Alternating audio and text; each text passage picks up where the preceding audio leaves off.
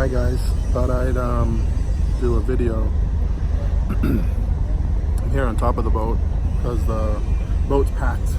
We got here early enough, but we sat in the car too long, and by the time we hopped on the boat, it was already packed. Normally these boats aren't too full, but for whatever reason, today it's a busy day. We're going to Pier 1 in Cebu. It's overcast. The weather is pretty humid, and the water looks pretty calm. I don't know. I was watching that tropical depression. It's pretty far out there, so hopefully it won't impact the flight on Wednesday. And then I should be home July 4th, Thursday night by 12 o'clock midnight, and start my day in the U.S. on Friday morning. It's tough. I have to be honest with you. It's really, we've been at this for almost 3 years, me and Lynn and I. And now that the day is getting a little bit bigger, it's really, really, really hard to leave. Really hard. I'm really feeling frustrated, sad. I just don't feel good emotionally. This time, leaving this time. Usually, it's not too bad. Usually, Lynn's the emotional one, and I'm okay. I usually don't get too emotional about it. But it's hard. It's gotten to the point where it's really difficult to leave Lynn, leave Thea. Of course, Kyla too. But Kyla's bigger. She's a teenager now, almost a teenager. At that age, it's a little different, But it's hard to leave the baby. Really, really hard. So I'm pretty motivated to get home and get this paperwork done to get everybody their appropriate visas to get to the U.S. I was watching the V family video on Jim Mace. He helped them with their K1 visa years ago, and he's still at it in Cebu. So I'm gonna give him a call when I get back to the States. So I think Lynn texted Mika for his info, for his number. But I'll shoot him a text when I get home on Messenger as well. I was reading the requirements for the K1 visa. One of them is the income. My income is really low this year, only because I'm in sales and I spent about 80% of my time this year in the Philippines, and I'm not really selling anything if I'm here. But normally my income's pretty good, obviously. So I don't know. I have to see if you have a sales job. I wonder if they average your past 3 years income. Plus I have assets. Hopefully it's not a problem. The K1 they say is the fastest. But I don't know. We can't decide if we should get married first and then apply, or if we should get the K1 and then bring everybody over. It's really confusing. All I know is I'm so tired of traveling without everybody. I want to get everybody together, traveling together. If I'm leaving, I want everybody to leave with me. I don't think that's a lot to ask for. So I thought I'd make this video. I'm up here on the boat, sweating my butt off. There's just no seats downstairs. So we're going to Cebu. We have to go to the tile store.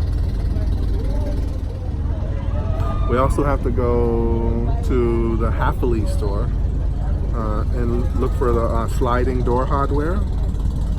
We know what we want. We just don't know if they have it in stock, so we have to check. That store's pretty amazing. They have a lot of high quality stuff that you can't find. That's where we bought our sink. That's where we bought our stove and our dishwasher. They sell Bosch brands, so we bought the Bosch stove and the Bosch dishwasher at the Happily store. Qatafi's becoming a serious player in the whole transportation business here in the port. It was a pretty nothing port when I first came here. Now it's got, you know, all kinds of barriers and security. And it's become everything. I think in the Philippines is starting to change. I don't know if it's for the better or for the worse. I hope it's for the better. But it seems like they're adopting a lot of the Western practices of adding more laws and more rules and more everything. So I don't know. We'll see. Only time will tell.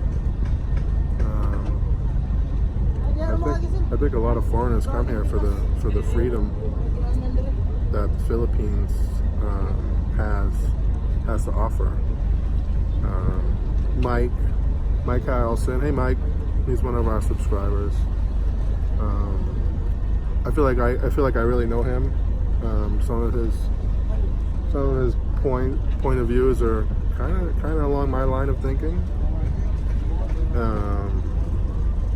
I don't want to get into that because that kind of brings politics into the picture. And I really want to leave politics out of this channel. But I can mention a few things, and the thing is, you know, it just seems like when I was a kid, growing up, you know, I guess I was a child in the 70s, teenager in the 80s, young adult in the 90s. But as a kid growing up, you know, I spent I live right behind the school where I grew up. After school, I'd run home. I mean, nobody walked your kids to school. You just walk to school. You walked home from school. That was it. You didn't have security guards, police, and, you know, you didn't have all this stuff going on. And, you know, I'd run home from school, change or whatever, or not even change. Then I'd run to the park. The park is a good 5 blocks away from my house. And so I'd run to that park, and I spent all afternoon there after school by myself running through this whole park catching snakes. And I'd catch so many snakes. I'd bring them home, then they all get loose, and then they'd be gone. Then the next day I catch more snakes, and that was my, I guess that was my outlet as a kid, just, you know, running around the park by myself. Maybe 7, 8, 9, 10 years old. I mean, I remember sitting in the back seat of my parents' car with my head hanging out the window while they're driving down 93. They didn't have seatbelt laws and child safety seats. I mean, the cars went 60 miles an hour then. They went 80, 60, 70, 80. So I don't know what the difference was back then to what it is now, that you need so many requirements for kids.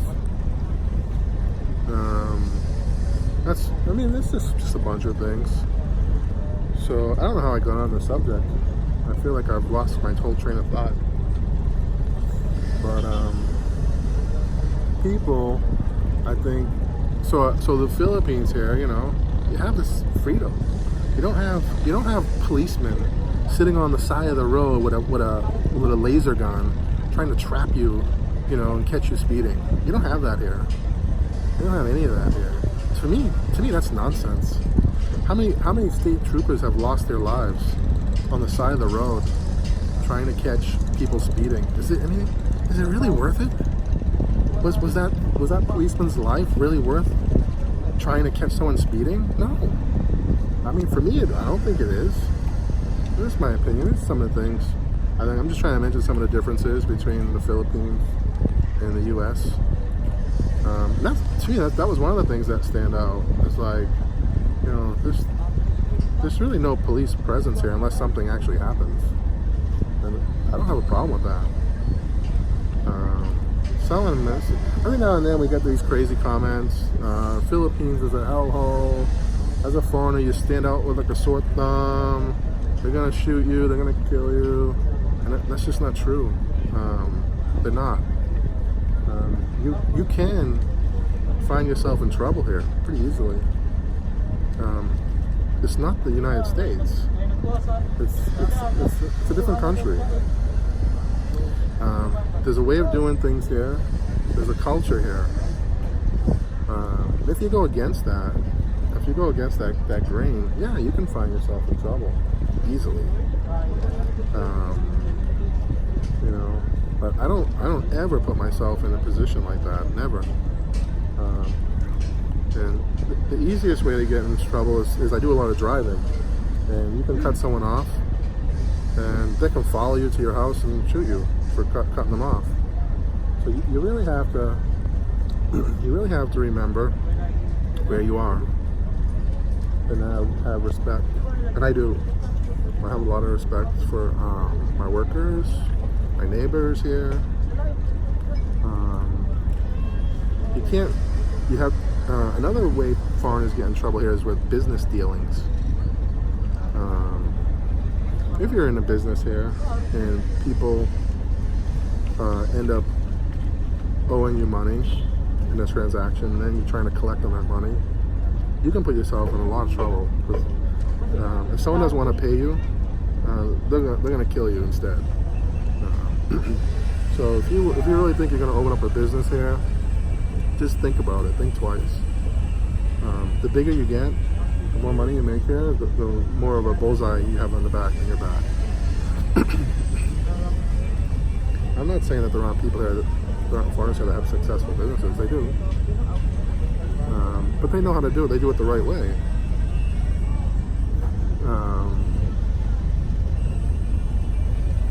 But, you know, I still love it here. There is a huge sense of freedom here when you're here. My advice, if anybody wants to come here, is to get a ticket and just go. Don't overthink it. There are a couple of things that I did before I came here. One was getting the right shots. You really need to be up on your tetanus shot here, typhoid fever. And I think that's really it. So definitely see your travel doctor. We have in my healthcare system, I have a primary care doctor, and within that system, I think it's Hallmark Health. They have a travel doctor, Dr. Butler. Call him up, make an appointment. He sees my chart, he knows what I need, knows what I don't need, tells you where you're going, tell him where you're going, he gives you the shots you need. So I'm all up to date on all my shots. And you should go back at least once or twice a year and get any updated shots that you need. Other than that, don't overthink it if you want to come here. Get your ticket. Get your plane ticket. Hotels are cheap. Spend as long as you want. Spend 2 weeks or spend a month or 2 months. Don't sit back on the couch or in the bedroom watching videos about the Philippines, wishing that you could be here. It's not that hard to do. Some people say they have health problems so they can't come. I understand that. My biggest fear was flying, and it still is.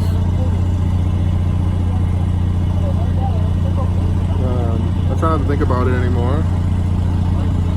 And the reason why, one of the reasons why I'm able to overcome my fear of flying is Jim, my brother-in-law Jim. I don't know, you guys have already seen that video. How does that, well, so you're saying, well, how does that play into the whole airplane being afraid thing? Because, you want to know why? Because I saw how the cancer ate him up. I mean, literally ate his bones. He broke his neck. The cancer ate his bone in his neck, it ate the bone in his arm. He had pins and metal all over the place because the cancer was eating away all his bones. And I don't know, I realized we're all gonna die. It's kind of like a little morbid, but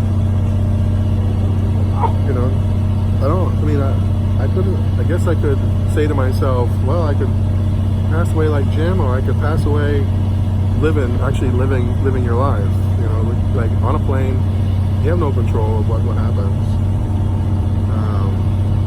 But one thing I think we can all agree on is that we're all gonna die someday. So that helps me. I don't know if that makes sense to you guys, but that helps me get on a plane. So the boat's moving now. I think I did enough rambling for now. So we're heading to Cebu. We got some stores we got to hit. And then tomorrow, Lynn and I have a day just an off day together. Tomorrow's Tuesday. And then Wednesday I leave. We're gonna go to Seaside Mall. Maybe do some shopping. And we'll pick you guys up when we get to Cebu. Thanks for watching. Subscribe.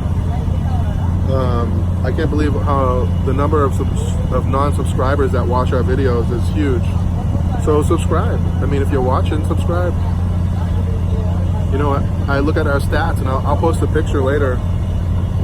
It's like 70-something% of all the views that we have come from non-subscribers, and there's only 30% of our views come from actual subscribers. So I don't know. I mean, subscribe. Help us get our numbers up.